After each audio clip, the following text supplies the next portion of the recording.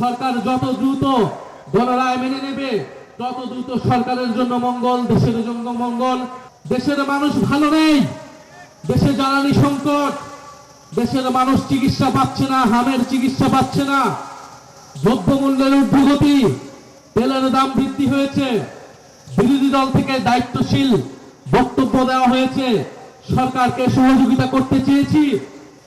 এই ধরনের অস্থিতিশীলতার সুযোগ নিয়ে রাজনীতি করতে চাইনি, কিন্তু সরকার বারবার কথার বরখেলাপ করছে।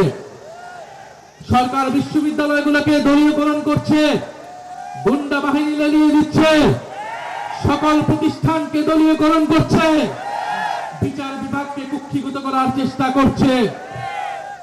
বাংলাদেশের জনগণ, বাংলাদেশের ধর্মপ্রাণ দেশপ্রেমিক মানুষ এই নতুন করে জেগে ওঠা স্বৈরতন্ত্র, পুরনো বন্দোবস্ত, পুরনো সংস্কৃতিকে যারা টিকিয়ে রাখতে চায় তাদেরকে কোনোভাবেই প্রশ্রয় দেবে না।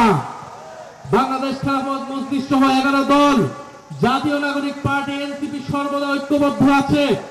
আপনাদের প্রতি আহ্বান থাকবে, গণভোটের গণরায় বাস্তবায়নের জন্য আমরা সকলে ঐক্যবদ্ধভাবে রাজপথের এই সংগ্রাম চালিয়ে যাব যতক্ষণ না সরকার গণভোটের গণরায় বাস্তবায়ন করতে ইচ্ছুক হয়।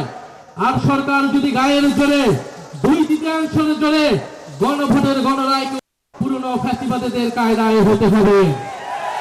ফলে এই হুঁশিয়ারি আমরা দিতে চাই, কিন্তু আমরা চাই দেশে স্থিতিশীল ভাবে দেশের সমস্যার সমাধান হোক। সরকার যত দ্রুত গণরায় মেনে নেবে তত দ্রুত সরকারের জন্য মঙ্গল, দেশের জন্য মঙ্গল।